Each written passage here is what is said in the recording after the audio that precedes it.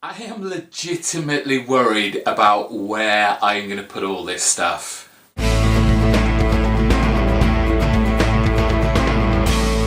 Hello everybody, it's me, GhostCritic. Thank you for joining me in my last video of 2018, and it's a haul of some sort or other. Christmas is over, the new year is nearly upon us, and I have lots of presents that I got bought to show you. I had one last delve into my local comic book shops, back bins, looking for some bargains, and I just thought, let's wrap up this year with a haul video because they're popular. I'm going to kick off with the kind of small batch of back issues that I found yesterday when I popped into my local comic book shop, Close Encounters in Northampton, and there wasn't a great deal in the long boxes that I looked in because there's so much to look through.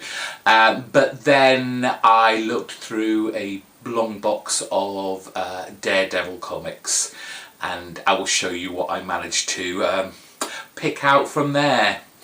I was almost, perfect on my kind of rules about back issue collecting, in that I am only going to pick up stuff that I'm currently collecting and trying to complete runs of. I'm not going to buy anything new. However, sometimes an issue or two does pop into it, and I almost made my rule complete with this little jaunt to the comic book store, apart from this one issue which looked intriguing. It's from a publishing company I've never heard of before, American Gothic Press. And it's issue 1 of this title called A Monster World.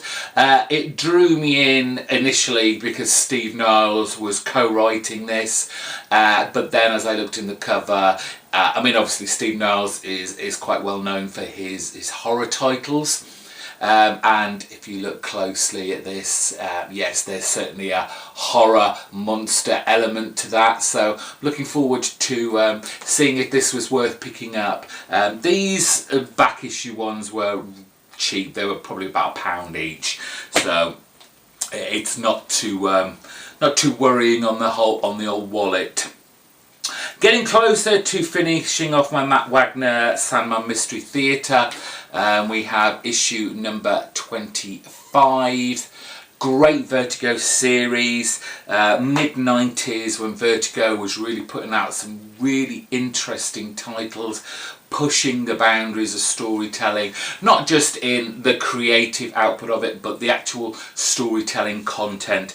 Sandman Mystery Theatre, this is issue 28, is one of those titles that I don't honestly think would be able to come out now, due to what some would deem its political incorrectness. But as I've always said about titles that are set back in history, that is how people acted in that era, and it's kind of a way of showing how far, or maybe not far enough, we've come. Issue 29.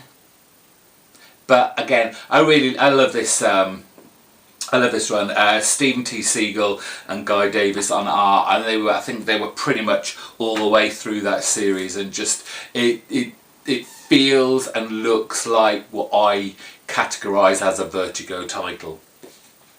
Issue 10 of DeMatteis's The Spectre run from, where are we? 2001.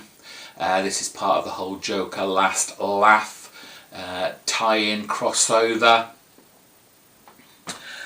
Chipping away at that Jonathan Hickman Avengers run, managed to find issue number 3, number 7,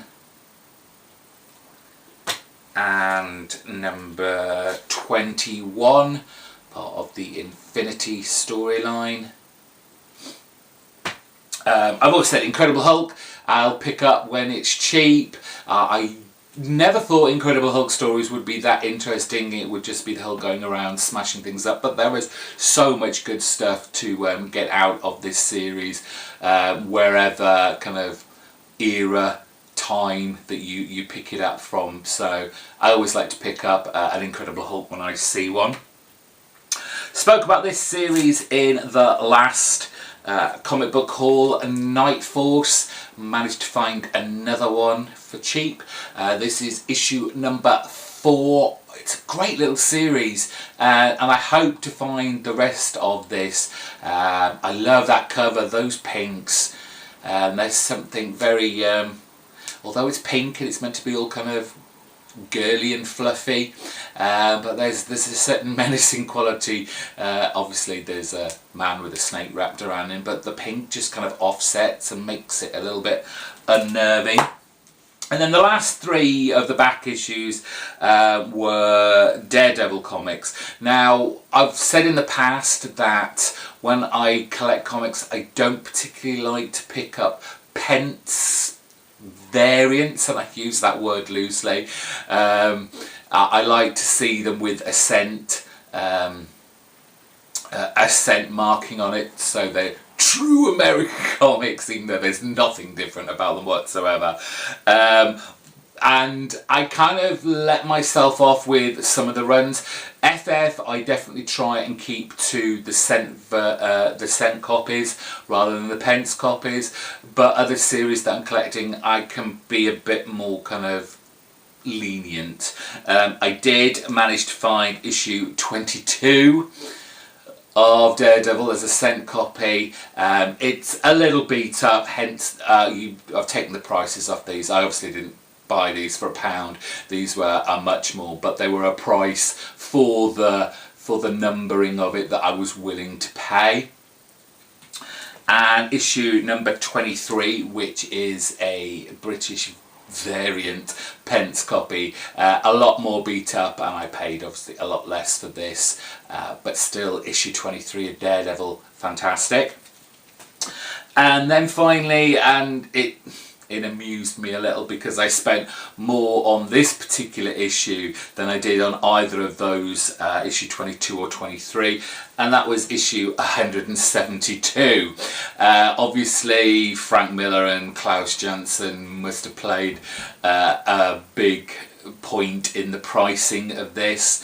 It didn't have a price on it at the time, but it's Christmas, what the hell, I'll just go ahead and buy it anyway. I needed it. So those are the back issues I bought. I've bought myself a rather large Christmas present. I might have to come back a bit for this because it is large. If you follow me on Twitter at GhostCritic, you will have already seen a picture of this beauty, but I really couldn't leave this thing behind. Purely there's a cost benefit to this. £45, this huge behemoth of a book. It's the Fantastic Four Behold Galactus, and it kind of showcases and highlights a number of stories by some of the greatest, certainly FF creators, and basically great creators in general. We have, who was it? We've got Stan Lee and Jack Kirby, we've got John Buscema in there, we've got John Byrne, and just a huge... at first I thought it was going to be one of those artist editions, and then when I looked inside it, it is just basically these huge reprints of classic stories. But just having them on this scale, and especially when it comes to Kirby artwork, it just looks fantastic. It's a bit of a tomb to read. It needs to go right on the coffee table and spread out a lot. But I am so pleased to have that. Just a fantastic book, and just incredibly unreasonably priced. I first thought this was a mistake, but I wasn't going to say anything. But apparently, yes, £45. Generally, I would have thought this would have gone for at least £100. So I was very pleased to snap that up. Okay, present-wise, I think all those rest were presents. Starting with Charles Burns' Black Hole, a book that's been out for a long time, and something that I've wanted to read for a long time, and finally it was noticed on my Amazon wish list, and it was bought for me. And as you can see, I've started reading this because, well, it just seemed to be the easiest one to get into of what I'd been bought. It's not really. It's an interesting little story set in the 70s, kind of drug culture, a kind of, well, I don't even really know what it is yet. There's supposedly this virus going around that only affects teenagers. It's a story, I guess, of kind of sexual awakenings in teens. But I'm really enjoying it at the moment, but it is very, very unnerving, very creepy. But I'm glad that was bought. Another volume of Akira. Again, it's another book. It's a manga that's been out for decades. I've obviously seen the anime, but I've never read the whole of the actual original manga, and I'm loving this as well.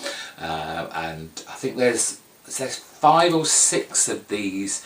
I can't remember. I think there's 5, so I haven't got many more of those to get, but I am really, really digging that.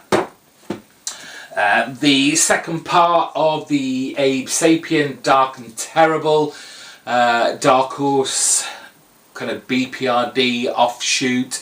I'm barely finished the last one. Still got a little bit to go on that before I start on this.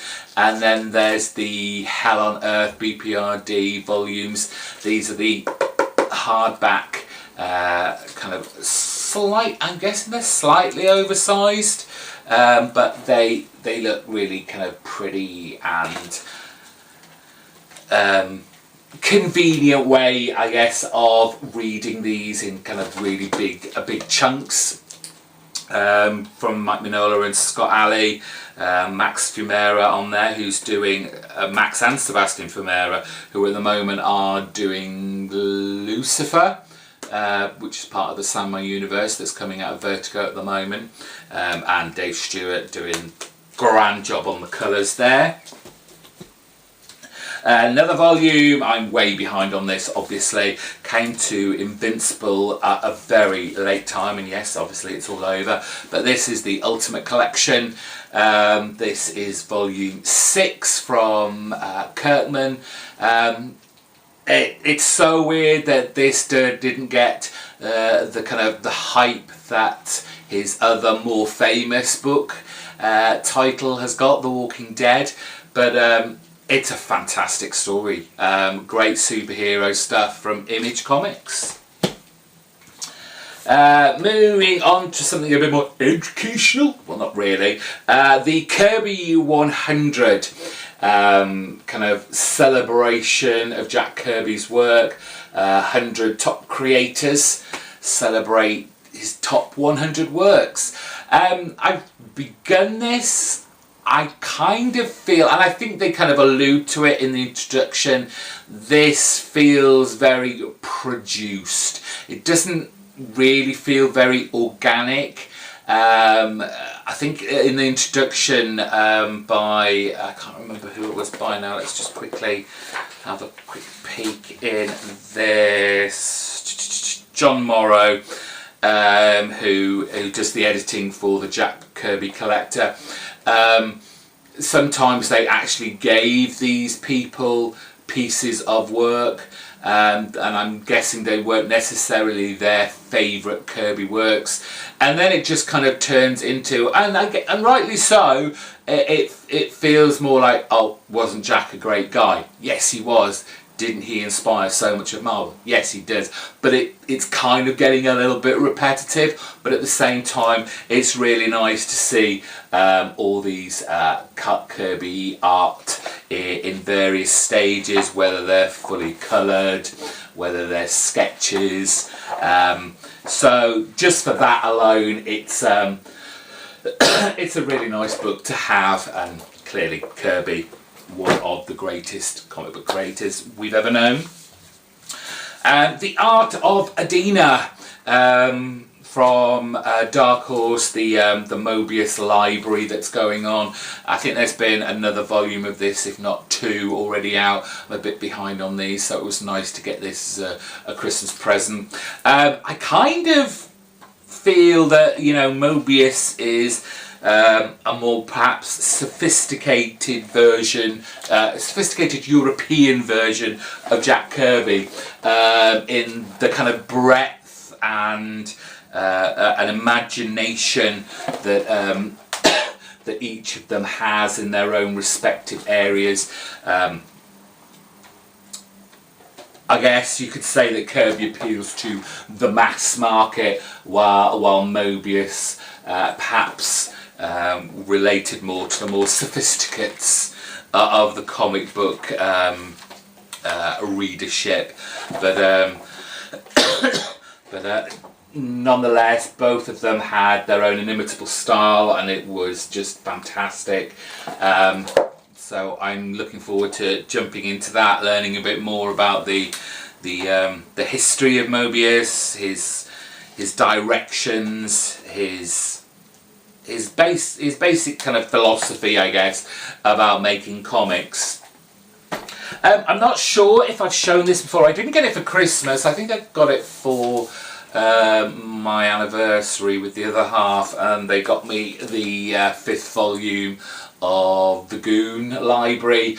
I've said every time I've shown one of these, I'm forever thankful to Howler Mouse Tim, who got me onto this. He wouldn't stop talking about it in one particular time of his YouTube history, and he doesn't normally set me wrong. Certainly didn't send me down the wrong path with this. I love the Goon,